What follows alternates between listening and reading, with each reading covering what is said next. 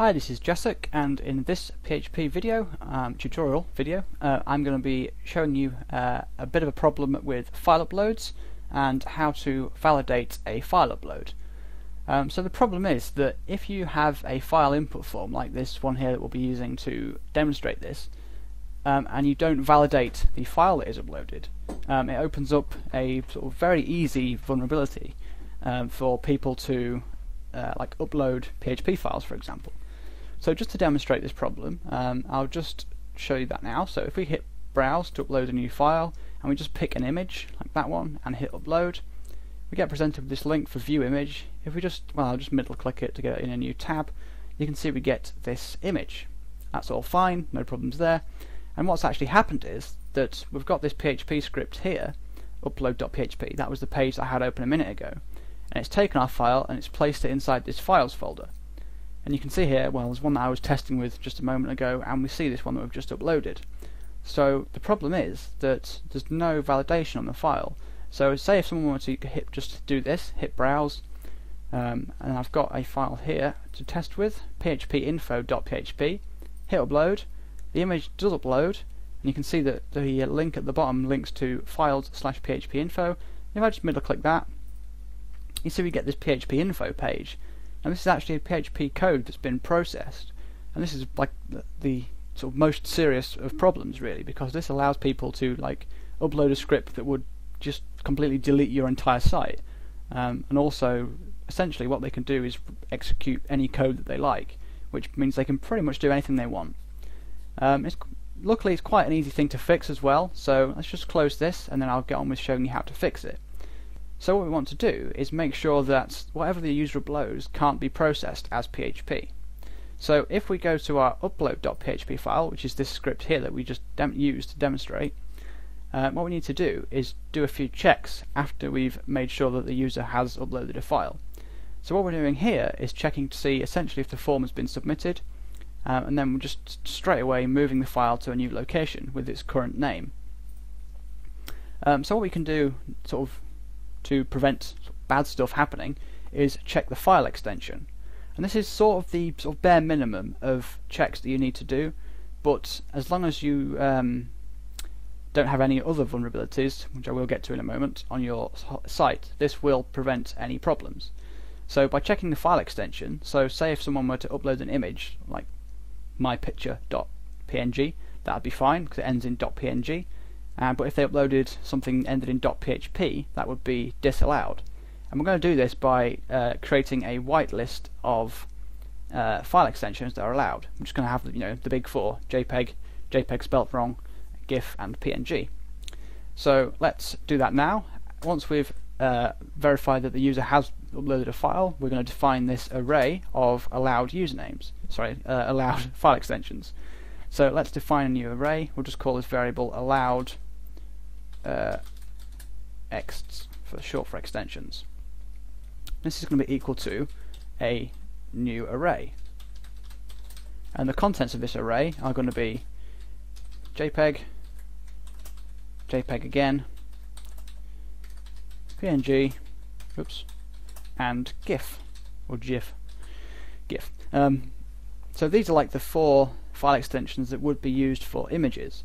Obviously, depending on what your file upload form is for, you will obviously need to change this. So if you want to allow videos, you could add like a list of video formats, or .txt for example, .doc for like Office documents, Word documents. So yeah.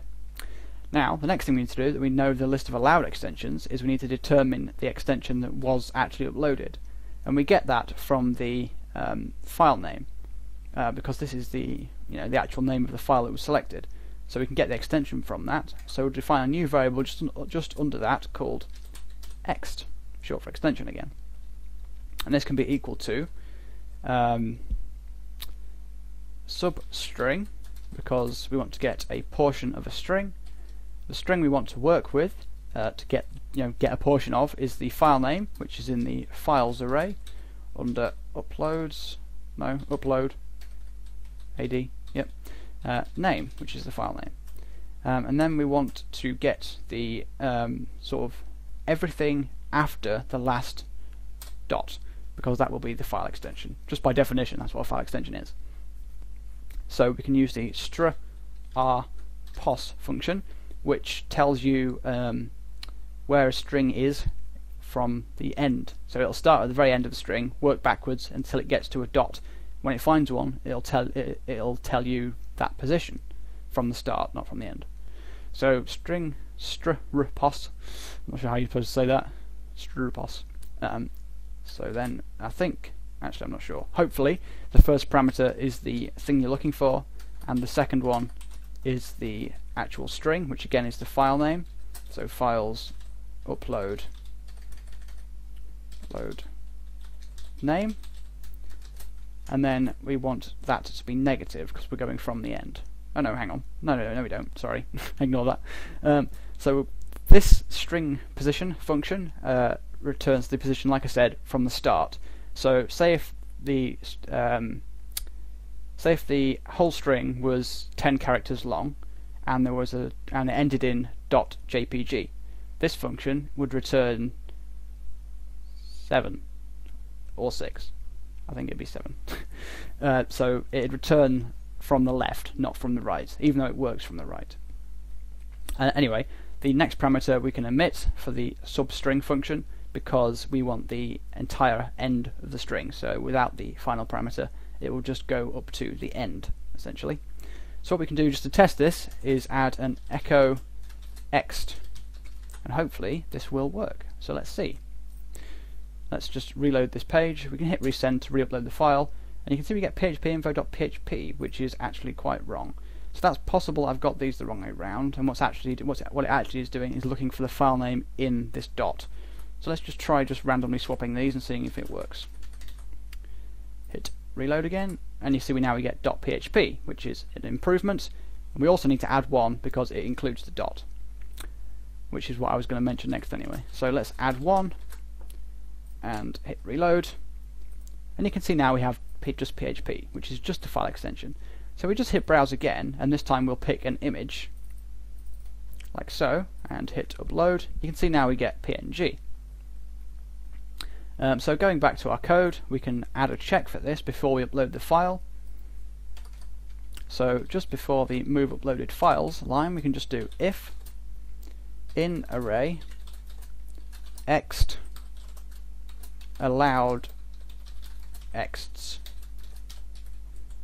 Oops. And what that will do is check if the first parameter is in the second parameter. So the second parameter is an array and the first parameter is a string, so all working.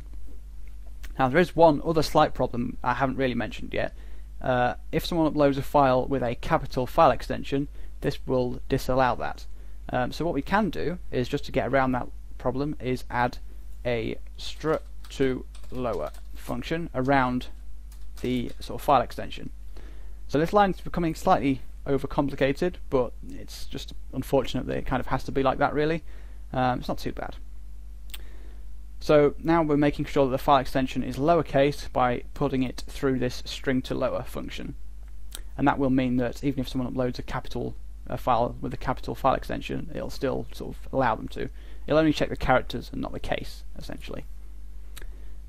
So if we do this now, let's go back to our page and click this. If we go to browse, pick an image. Oh, actually, let's just delete all the files first because they'll be sort of building up now. So let's delete those, and so let's hit upload on that, and then let's go back to our files folder and hit reload. You can see we get this image. Now if we upload a .php file, it should not allow us to upload it. So click upload and go to our files folder, hit reload, and you can see that no file has appeared. Obviously this message is still here, so what we're going to do instead of this method here, we're going to use the errors array method. So here now, once we've found out that the user has uploaded a file, and before we define, well, in this variable defining section, we're also going to define an errors array. So this is going to be, by default, it's going to be an empty array. I'm just going to call it errors. I'm going to put this equal to an empty array, like so. And then instead of just checking here and then moving the file, what we're going to do is do this check here, just like separately. So just move that like that. And then we want to check if this is false, which means that the check has failed, obviously. And if it has failed, that means that they've picked an invalid file, and then we're going to add something to the errors array. And what we're going to be adding is, you can only upload images, so that they know what's happened. And then obviously now this is just going to happen anyway, so we need to add a check here to see if the errors array is empty. So we'll do if empty errors array, because if it is empty, that means the error hasn't happened. Now the reason we do this is it's not really that clear in this example, but you may want to add some more checks.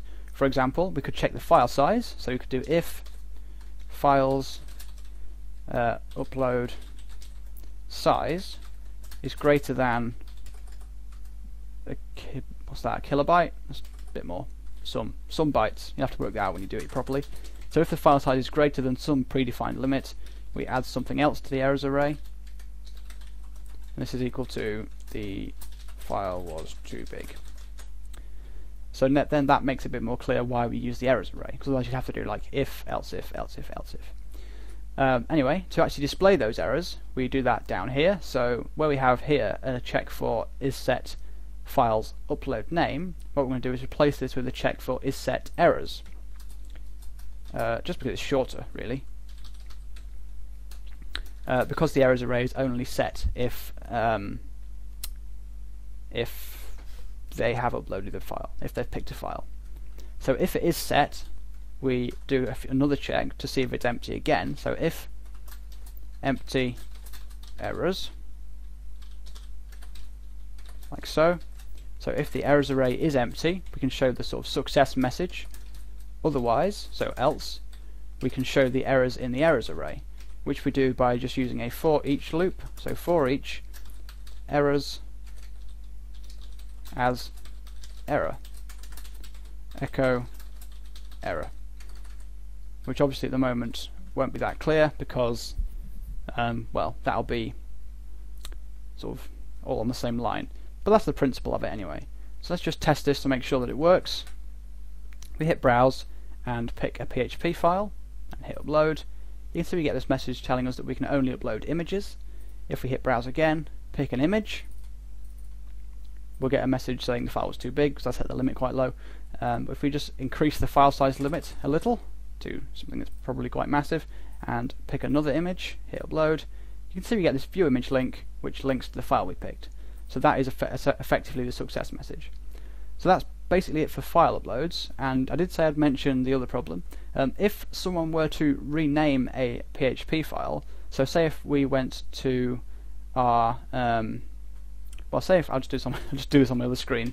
So say if we renamed the PHP file that we were uploading to what you'll see now, which is phpinfo.jpg, and we upload this, it will work because JPEG is one of the valid extensions.